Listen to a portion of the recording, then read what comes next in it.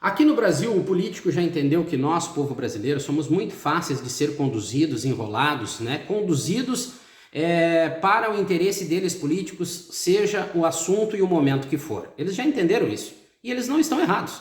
Nós, povo brasileiro, somos muito fáceis de ser enrolados, né, pela política.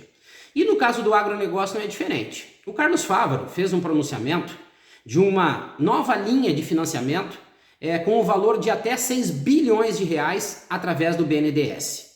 Anúncio para fins políticos. E isso mostra que o Carlos Fávaro não está interagindo com o agro, ele não entende o que a agricultura está passando, ele não sabe o que o produtor rural está vivendo, e a partir daí ele faz um pronunciamento que para o agronegócio não vai ajudar em nada.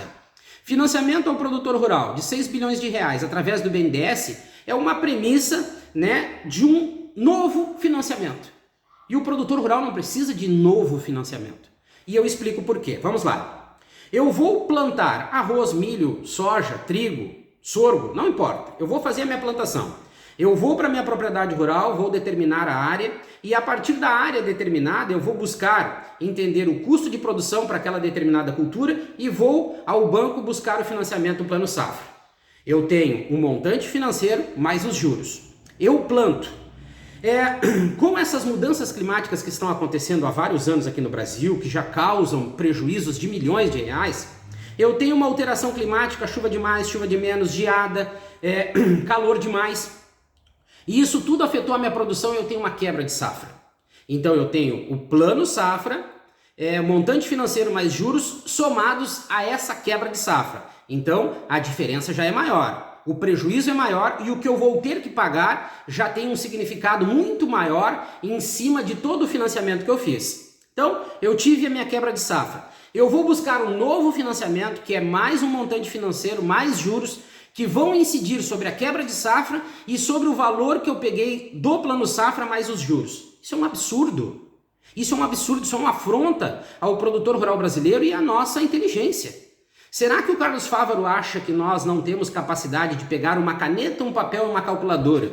Ou ter a capacidade de analisar um cenário e ver que isso que ele está propondo é uma situação ridícula até, é uma falta de respeito com o produtor rural?